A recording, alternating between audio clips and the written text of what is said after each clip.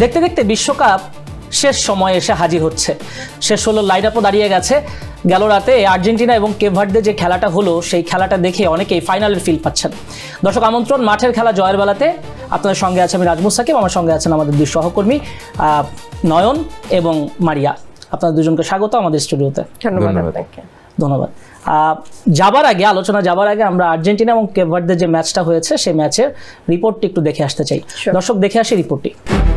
রেফারির শেষ বাঁশি বাজতেই যেন বুক থেকে পাথর নামলো লিওনেল মেসির। অবশেষে শেষ হলো 120 মিনিটের এক রুদ্ধশ্বাস ট্যাকটিক্যাল লড়াই। বর্তমান বিশ্ব চ্যাম্পিয়নদের মাঠের ভেতর আক্ষরিক অর্থে নাচিয়ে ছাড়লো পুচকে কেপ ভার্দে। স্কালোনির 4-4-2 ফরমেশন বনাম কেপ ভার্দে 4-1-4-1 ছক। ফুটবল বিশ্ব এমন হাড্ডাহাড্ডি লড়াই আগে কখনো দেখেনি। পরিসংখ্যান দেখলে মাথা ঘুরে যাবে। আর্জেন্টিনার 862 পাসের বিপরীতে কেপ ভার্দে দিয়েছে 495টি। গোল অভিমুখে 22টি আক্রমণ চালিয়েছিল আলবিসেলেস্তারা, যার 10টি ছিল অন টার্গেটে। কিন্তু কেপ ভার্দেও বুক চিতিয়ে 16টি আক্রমণ করে 5টি শট রেখেছিল অন টার্গেটে। 55% বল পজিশন রেখে ম্যাচের 29 মিনিটে কেবল মেসির জাদুকরি ছোঁয়ায় 1-0 লিড নেয় আর্জেন্টিনা, যা ছিল বিশ্বকাপে মহাতারকার 20তম গোল। কিন্তু আসল নাটক জমে ওঠে দ্বিতীয়ার্ধে। 59 মিনিটে লিসান্ড্রোর পায়ের নিচ দিয়ে দুয়ার্তের দুর্দান্ত ফিনিশিংয়ে সমতায় ফেরে কেপ ভার্দে। এরপর মেসিকে দুইবার বাজ পাখির মতো রুখে দেন গোলরক্ষক ভজিনিয়া। 93 মিনিটে লিসান্ড্রো মার্টিনেসের বুদ্ধিদীপ্ত বাঁকানো গোলে আর্জেন্টিনা 2-1 এগিয়ে গেলেও সিডনি কাব্রাল ডান পায়ের অলৌকিক শটে স্কোর লাইন করেন 2-2। খেলা গড়ায় অতিরিক্ত সময়। অবশেষে 111 মিনিটে আসে সেই মাহেন্দ্রক্ষণ। মেসির মাপা কর্নার থেকে রোমেরোর হেড কেপ ভার্দে ডিফেন্ডারের হাতে লেগে আত্মঘাতী গোল হলে 3-2 ব্যবধানে হাফ ছেড়ে বাঁচে আর্জেন্টিনা। অবিশ্বাস্য এই জয়ে শেষ 16তে সালার মিশরকে পেল স্কালোনির দল। দর্শক দেখে নিলাম প্রতিবেদনটি।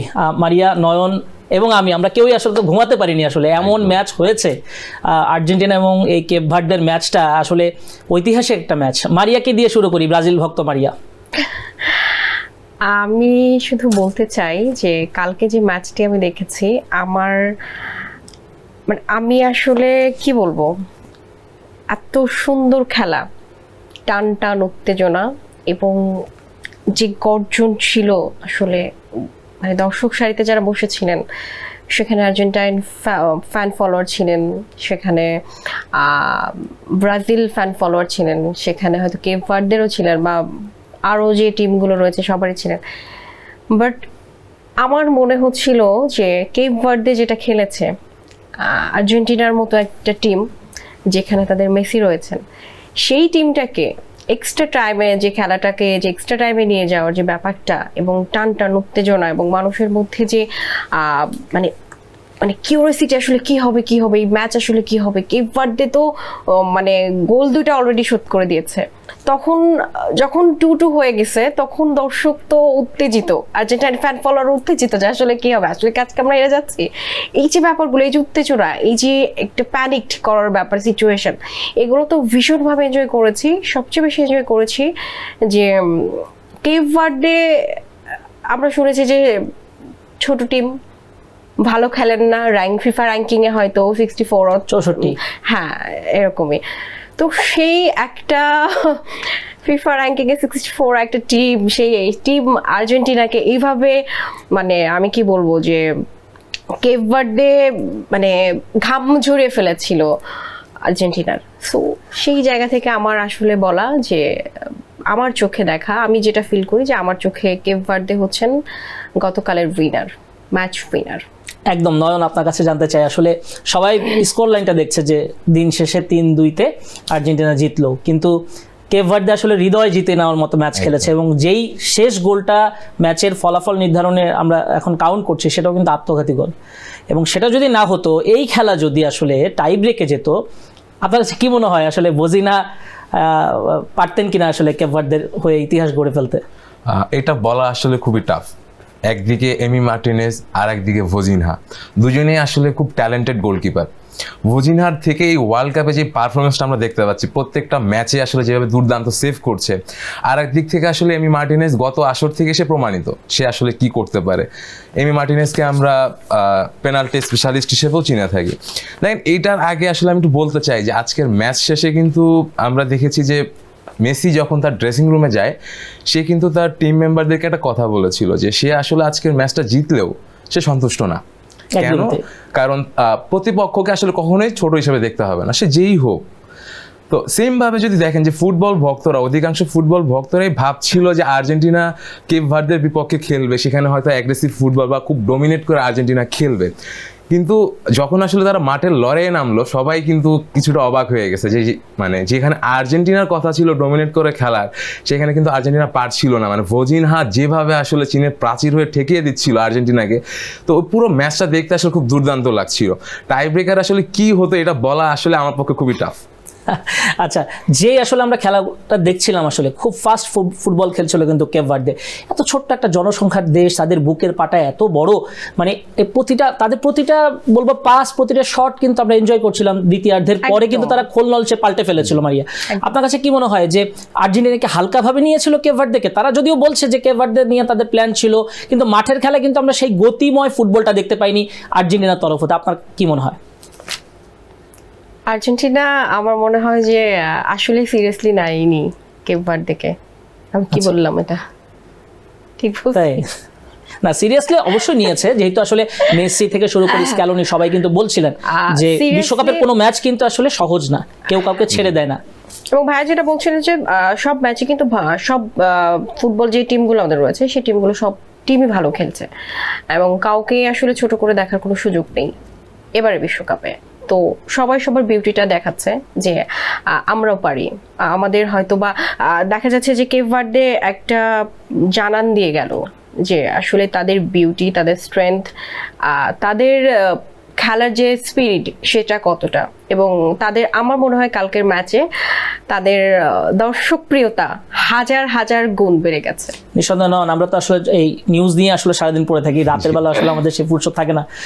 আপনার কাছে কি মনে হচ্ছে যে এই যে কেপ ভার্দের এই যে পারফরমেন্স, এবং এটা তাদেরকে আসলে ফুটবল বিশ্বে কতটুকু আসলে নিয়ে যাবে? এবার তো অনেক দূর নিয়েছে, এবং তারা নিশ্চয়ই এই অল্প অ্যাচিভমেন্টের মধ্যে হয়তো থাকবে না। কোনোদিন দেখবেন যে তারা সেমিফাইনাল খেলছে, ফাইনাল খেলছে, বা চ্যাম্পিয়নও হতে পারে। কিভাবে সম্ভব হলো এই যে কেপ ভার্দের এই জয়যাত্রাটা? প্রথমে বলতে চাই, আপনি বলছিলেন যে 5 লাখ জনসংখ্যা, একটা ছোট্ট পুচকের দেশ। আমি আসলে এই বিশ্বকাপে কোনো দেশকেই ছোট বা বড় হিসেবে বা বড় দল হিসেবে দেখতে চাই না। এখানে যে 48টা দল অংশগ্রহণ করেছে, তারা আসলে তাদের যোগ্যতা দিয়েই আসলে এই বিশ্বকাপে এসেছে। অর্থাৎ এখানে প্রতিটা দলই আসলে সমান। হ্যাঁ, এখানে হয়তো ফেভারিট দল থাকবে, হট ফেভারিট দল থাকবে, সেখান থেকে আমরা হয়তো কেপ ভার্দেকে পিছিয়ে রাখবো। কিন্তু এরকম একটা দল আসলে তারা প্রথমবারের মতো বিশ্বকাপ খেলতে নেমে এইভাবে চমকের পর চমক দেখিয়ে যাচ্ছে। ভজিনহার যে দুর্দান্ত পারফরমেন্স, আপনি যদি দেখেন যে এই দল আসলে শুধু ভজিনহা একাই না, কিন্তু প্রত্যেকটা মেম্বার, টিম মেম্বারে কিন্তু সেম স্পিরিট ছিল যে আমরা সবাই একসাথে টিম এফোর্ট দিব, আমরা বিশ্বকাপ খেলতে আসছি, বিশ্বকাপ খেলবো, শেষ পর্যন্ত দেখে ছাড়বো। আপনি কালকের ম্যাচটা যদি দেখেন আর্জেন্টিনার বিপক্ষে, আপনি কোনোভাবে মনে হবে না যে তারা আসলে বড় একটা দলের বিপক্ষে খেলছে, আর্জেন্টিনার বিপক্ষে, মেসির বিপক্ষে খেলছি। খুব মানে একটা আতঙ্ক কাজ করছিল, এমন কিছু আসলে কিন্তু দেখা যায়নি। অ্যাভারেজ যখন ধরেন ব্রাজিল আর্জেন্টিনা, এটা আসলে খুব বড় একটা ম্যাচ, কিন্তু তারপরও যে একটার অপোনেন্ট খুব হার্ড লেভেলের থাকে, তাদের মধ্যে যে ফিলটা হয়, সেরকম একটা ফিল আসলে গতকালকে মনে হচ্ছিল কেপ ভার্দে প্লেয়ারদের মধ্যে। তারা মনে হচ্ছিল যে শেষ পর্যন্ত তারা হয়তো মাঠ থেকে জয় ছিনিয়ে নিয়ে ফিরবে, এবং যদি আর্জেন্টিনার বিপক্ষে কেপ ভার্দে শেষ পর্যন্ত জয়টা ছিনিয়ে নিত, হয়তো বিশ্বকাপে আর কেউ আটকাতে পারতো না তাদেরকে। একদমই তাই। এবং ব্রাজিল ভক্তরা মনে হয় পার্টি দিত। আমি তো কালকে আমি তো খুব ফুরফুরে মেজাজে ছিলাম যে আজকে মাঠ ছাড়বো একদম আর্জেন্টিনার হার দেখে, একদম প্রিপারেশন নিয়ে বের হয়েছিলাম। সো আমি আসলে যেটা বলতে চাই যে Cape Verde may not have won the match, I think so, but they are on the entire world football fans and তাদের যে খেলা, তাদের যে পারফরমেন্স, ওয়ান্ডারফুল পারফরমেন্স, আর তারা একদম কি বলবো, এটা আসলে বলার কোনো ভাষা নাই। আমাদের হৃদয়টা আসলে তারা কালকে জয় করে নিয়েছে।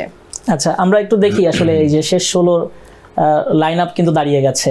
আমরা দেখতে পাচ্ছি যে কানাডা এবং মরক্কো মুখোমুখি হবে, ফ্রান্সের প্রতিপক্ষ প্যারাগুয়ে, এবং দুটি ম্যাচই কিন্তু শুরু হয়ে যাবে আজকে রাতের পর। এবং ব্রাজিল তো নরওয়ের মুখোমুখি হচ্ছেই, মেক্সিকো ইংল্যান্ড, পর্তুগাল স্পেন, যুক্তরাষ্ট্র বেলজিয়াম, আর্জেন্টিনা বনাম মিশর, সুইজারল্যান্ড বনাম হচ্ছে কলম্বিয়া খুব সম্ভবত, কলম্বিয়া। তো এই যে শেষ 16 লাইন আপ দাঁড়িয়ে গেছে, আপনার কাছে কি মনে হয় কারা কারা চ্যাম্পিয়ন হতে পারে? মানে কারা হতে পারে চ্যাম্পিয়ন, বা চ্যাম্পিয়নশিপ ফাইটের দিকে কারা এগোতে পারে? চ্যাম্পিয়নশিপ ফাইটের দিকে কারা এগোতে পারে যদি এই প্রশ্নটা করেন, আসলে সবার হয়তো খুব কমন একটা উত্তর দিবে, সেটা হচ্ছে ফ্রান্স যে দুর্দান্ত পারফরমেন্স দেখিয়ে যাচ্ছে আসলে পুরো বিশ্বকাপ জুড়ে, স্পেশালি দেমবেলে। ফ্রান্সকে আমি এগিয়ে রাখবো। ফ্রান্সের দেমবেলে, এমবাপ্পে এবং ওলিস, তারা তিনজন যে দুর্দান্ত ট্রায়ো হিসেবে যে পারফর্মটা করছে, এটা আসলে দুর্ভেদ্য, এবং এইটা ঠেকানো আসলে প্রত্যেকটা টিমের জন্য খুব টাফ হবে। এবং যদি আপনি আমাকে বলেন যে অ্যাজ আ ফুটবল ফ্যান আসলে কে চ্যাম্পিয়ন হবে, অবশ্যই আমি এগিয়ে রাখবো ব্রাজিলকে, কারণ আমি ব্রাজিল সাপোর্টার। আচ্ছা, এক্স্যাক্টলি তাই। আচ্ছা, দুজনই ব্রাজিল সাপোর্টার, আমি কিন্তু ভাই কোনো দল না। তো তাহলে আপনি বলছেন যে নয়ন, যে ফ্রান্স প্যারাগুয়ে বাধাটা উতরে যাবে খুব সহজেই, খুব সহজ। নরওয়ের ব্যাপারটা যদি বলি, নরওয়ে ব্রাজিল, আপনি ব্রাজিলকে এগিয়ে রাখছেন, কিন্তু নরওয়েও কিন্তু আসলে দুর্দান্ত পারফর্ম করে এসেছে। হল্যান্ডের পারফরমেন্স নিশ্চয়ই আসলে আপনি দেখেছেন, তারাও কিন্তু খুব ভালোভাবে প্রতিপক্ষকে চেপে রাখছে। আচ্ছা, আমরা যেহেতু ব্রাজিল সাপোর্টার, তো আমরা আমাদের মধ্যে আলোচনা করতেই পারি ব্রাজিল বনাম নরওয়ে। আচ্ছা, নরওয়ের আর্লিং হাল্যান্ড, যে আসলে ইতিমধ্যে আমাদের যারা প্রতিপক্ষ দল আর্জেন্টিনা, সবাই বলছে আমরা নাকি তাদের কাছে হেরে যাব, এবং 6 ফুট মোর ইঞ্চি, আমি যদি বলি যে সে 6 ফিটেরও বেশি লম্বা মানুষ, এই মানুষটা আসলে কি করবে আসলে, বা নরওয়ে ম্যাচের কি অবস্থা, তারা আসলে কিভাবে আমাদের ট্র্যাকেল দিবে, ব্রাজিলকে ট্র্যাকেল দিবে। সো তারা আসলে তাদের ছন্দটা কি থাকবে, তাদের ক্রাইটেরিয়াটা কি থাকবে, তাদের স্টাইলটা কি থাকবে? দেখেন, ফুটবল আসলে 11 জনের বিপক্ষে 11 জনের খেলা। এখানে আসলে আপনি একজনকে ঘিরে ফুটবল যদি খেলতে আসেন, তাহলে আপনাকে মাঠের খেলায় আসলে শুরুতেই হেরে যেতে হবে। অপোনেন্ট দলে হালান্ড থাকতেই পারে, মেসি থাকতেই পারে, এমবাপ্পে থাকতেই পারে, কিন্তু আমাকে লক্ষ্য রাখতে হবে, আমাকে ম্যাচটা উইন করতে হবে। 11 জনের যে টিম এফোর্টটা, সেটা যদি আপনি দিতে পারেন, আসলে প্রতিপক্ষে কে থাকবে সেটা আপনার মুখ্য বিষয় না। আচ্ছা, তার মানে আমরা যেটা মানে বুঝতে পারছি যে তাদের তো একজনই রয়েছেন, আর্লিং হ্যালান্ড। সো এই একজনকে আমরা তো সবাই মিলে সামলাতে পারবো অবশ্যই, অনায়াসে, একদম ইজিলি। Okay, let's see. আচ্ছা, ব্রাজিলের ব্যাপারটা তো আমরা নিশ্চিত করলামই যে নরওয়ের সাথে হাড্ডাহাড্ডি লড়াই হবে, নিশ্চয়ই ডন কার্লো ছেড়ে কথা বলবে না নরওয়েকে। পর্তুগাল স্পেন, এই ব্যাপারটা নিয়ে কি বলবেন? পর্তুগাল স্পেন, পর্তুগালে রোনালদো, স্পেনে ইয়ামাল, দুর্দান্ত একটা লড়াই হবে। ব্রাজিল নরওয়ে যেরকম একটা বড় ম্যাচ হবে, এবং পর্তুগাল স্পেনটাও ঠিক তেমনি একটা বিগ ম্যাচ হবে। এই ম্যাচটা দেখার জন্য সবাই ওয়েট করব।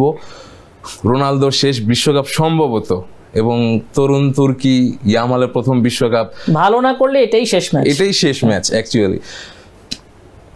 আর্জেন্টিনার মিশর, মোহাম্মদ সালার দল, মিশর খুব দারুণ ফুটবল খেলে, কিন্তু টাই ব্রেকে অস্ট্রেলিয়াকে হারিয়ে উঠেছে, এবং আর্জেন্টিনা যে ফুটবল উপহার দিল কেপ ভার্দের বিপক্ষে, আপনি কি আশাবাদী? খুব কি আশা সঞ্চার হচ্ছে এখানে? দেখেন, আর্জেন্টিনাকে নিয়ে যদি বলতে যাই, আসলে সোশ্যাল মিডিয়াতে কিন্তু আর্জেন্টিনাকে নিয়ে অনেক কথাই হচ্ছে যে আর্জেন্টিনার সাথে আসলে ফিফার হয়তো কোনো একটা কানেকশন ছিল। যদি আপনি চিন্তা করেন, অন্যান্য যে দলগুলো রয়েছে, সেই দলগুলোর তুলনায় কিন্তু আর্জেন্টিনার প্রতিপক্ষ খানিকটা দুর্বল থাকে। তো সেই হিসাবে শেষ ম্যাচটা আসলে শেষ 32-এর লড়াইয়ে আর্জেন্টিনার প্রতিপক্ষ ছিল কেপ ভার্দে, এখন মিশর। অন্যদের তুলনায় আমি মনে করবো আর্জেন্টিনার প্রতিপক্ষটা কিছুটা দুর্বল, অর্থাৎ আর্জেন্টিনার চ্যাম্পিয়নশিপে যাওয়ার যে দৌড়টা, সেটা আসলে খুব ইজি। আই গেস মিশর কেপ ভার্দে থেকে ইন্সপায়ার হবে, অ্যান্ড ওখান থেকে ইন্সপায়ার হয়ে তাদের যে পাওয়ার, এবং কেপ ভার্দে থেকে যেটা ইন্সপায়ার হয়ে যে পাওয়ারটা গেইন করবে, সেটা মিলেমিশে একাকার হয়ে গেলে আর্জেন্টিনার একদম খবর হয়ে যাবে। আচ্ছা মারি, আপনার জন্য সুসংবাদ হচ্ছে, যদি আর্জেন্টিনা মিশর বাধা টপকে যায়, আর ব্রাজিল যদি নরওয়ে বাধা টপকে যায়, সেক্ষেত্রে কিন্তু ব্রাজিল আর্জেন্টিনার ম্যাচটা হয়ে যাচ্ছে সেমিফাইনালে। একদম সেদিন কি করবেন? সেদিন একদম ফুরফুরে মেজাজে থাকবো, কারণ অনেক দিন পরে আমরা আর্জেন্টিনাকে একদম মাঠের লড়াইয়ে হারাইতে পারবো। এটা একটা একটা এক্সাইটমেন্ট কাজ করবে আমাদের, অ্যান্ড আমরা অবশ্যই আর্জেন্টিনার সাথে উইন করব, এবং ফাইনালে যাব। তাহলে নয়ন, আমরা ধরে নিতে পারি যে বিশ্বকাপের ফাইনাল ওই মানুষজন দেখবে না, সেমিফাইনালটাকে ফাইনাল হিসেবে ধরবে। সেমিফাইনালটাই আসল ফাইনাল। একদম, মানে একদম। যদি ফাইনাল ব্রাজিল এবং আর্জেন্টিনা যদি সেমিফাইনালে দেখা দেখি হয়, এটাই আসলে আসল ফাইনাল। এটাই অরিজিনাল ফাইনাল, এবং ফাইনাল যে দলই খেলুক না কেন ওই ফাইনালের প্রতি আর মানুষের কোনো ফ্যাসিনেশন কাজ করবে না। একদম আর্জেন্টিনা বনাম ব্রাজিলের যে ম্যাচটা হবে এটা হচ্ছে একদম কি বলবো, এটা আসলে বলার কিছু নেই। পরিসংখ্যান দেখলে কিন্তু সেমিফাইনালে ব্রাজিল আগায় থাকবে। ব্রাজিল এবং 115টার মতো মনে হয় ম্যাচ 115টা ম্যাচ খেলেছে ব্রাজিল এবং আর্জেন্টিনা, এবং অধিকাংশ জয় 46টা জয় পেয়েছে ব্রাজিল। অর্থাৎ যেহেতু জয়ের দিক থেকে ব্রাজিল এগিয়ে এমনিই রয়েছে এবং যে দুর্দান্ত ফর্মে ব্রাজিল রয়েছে, আমার মনে হয় সেমিফাইনালে আমরা খুব ইজিলি টপকে যাবো তবে আমি আর্জেন্টিনাকে। এখানে একটা ফেয়ার কথা বলতে চাই যে আমরা হয়তো আমি ব্রাজিল বা অন্য কেউ আর্জেন্টিনা বা অন্যান্য দলেরও থাকতে পারে, কিন্তু আমি যেটা বলবো এই বিশ্বকাপে সবাই ভালো খেলছে। সো কেউ ছোট কেউ বড়, আমরা আসলে প্রেডিক্ট করতে পারছি না। মানে এই বিশ্বকাপটা আমাদের এমন একটা জায়গায় এনে দাঁড় করিয়েছে যে আমরা আগে থেকে কোনো কিছু আজকাল প্রেডিক্ট করতে পারি না। আপনি এই কথাটা বললেন কেন আমি বুঝতে পারছি। আপনি যেহেতু জাপান ম্যাচের চ্যালেঞ্জটা একটু আজ পেয়েছেন, মানে আর্জেন্টিনা এবং ব্রাজিল দুই দলই কিন্তু বলবো কানের, ওই যে বলে না যে আমরা কানের গোড়া দিয়ে ম্যাচগুলো গিয়েছে, মানে হাঁটতে হাঁটতে জিতে গেছে, সেই বিষয়টা কিন্তু আমরা সবাই দেখতে পেয়েছি। তো এই দুই দল মুখোমুখি হলে স্কোর লাইনটা কেমন হবে? ব্রাজিল এবং আর্জেন্টিনার স্কোর লাইনটা খুব টাফ ব্যাপারটা, তবু আমি আসলে জানতে চাই আপনাদের। তবে আমি আজকে একটা ফেয়ার বলবো, ভাই আগে বলুক। আচ্ছা, ভাই আগে বলুক। 2-1 2-1 ব্রাজিল 2 আর্জেন্টিনা 1।